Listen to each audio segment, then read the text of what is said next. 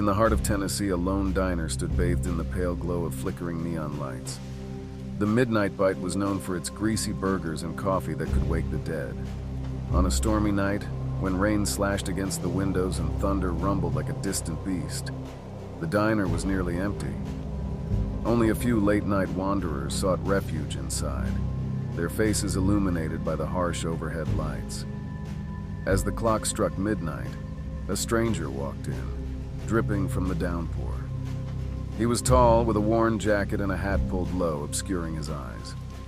The bell above the door jingled softly, a sound that felt too innocent for the atmosphere. The waitress, a tired woman named Claire, glanced up from behind the counter. Her gaze lingered on the stranger longer than she intended. "Coffee?"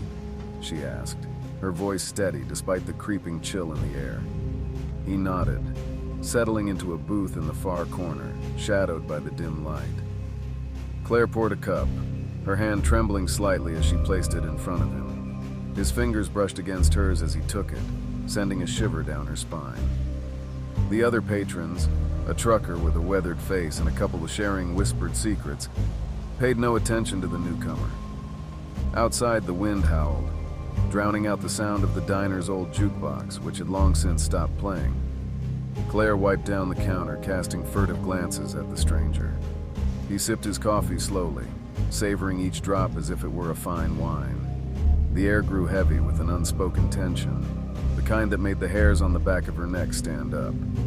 Suddenly, the trucker let out a deep laugh, breaking the silence. "Hey, you ever hear the story about this place?" he called, glancing at the stranger. "They say it's haunted." The couple hushed, eyes widening with intrigue. The diner had its share of local legends, but none were as chilling as the tale of a young waitress who had vanished one stormy night decades ago, leaving behind only an empty booth and a lingering sense of dread. "Some say she still roams these halls," the trucker continued, his voice a low murmur. "You might even see her if you look closely enough." Claire's heart raced as she turned her back to the stranger.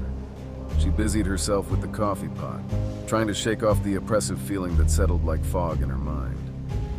But when she glanced back, the stranger's booth was empty. Confused, she scanned the diner, but he was nowhere to be found. A chill washed over her.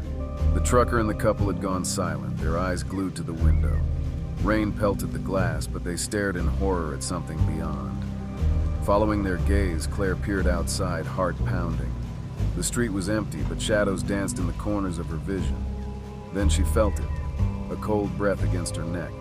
She spun around, but the diner was empty now, save for her and the eerie silence. Panic set in as the door swung open with a creak, revealing the storm raging outside. "Is anyone there?" she called, but only the sound of her voice echoed back. Suddenly, the jukebox flickered to life, filling the air with a haunting melody. The lights flickered, and she saw him, a figure at the far booth, his eyes now glimmering like dark pools of water. He was watching her, an unsettling grin stretching across his face. "Where did you go?" she whispered, feeling the walls close in around her. The diner felt alive, thrumming with a pulse of its own. The jukebox crackled, distorting the music into a cacophony of despair. Shadows twisted, forming shapes that writhed and reached for her. Claire stumbled backward, her breath quickening. The stories of the diner had always felt like myth, but now they seeped into her reality. The stranger leaned forward, his voice a low whisper. "You can't leave yet, Claire. They're waiting for you." Her heart raced as the shadows coalesced, revealing faces twisted in anguish. She turned to flee, but the door slammed shut, trapping her inside. The laughter of the trucker echoed around her, mingling with the anguished cries of the lost souls. "Help!" she screamed. But the diner was a tomb, swallowing her voice.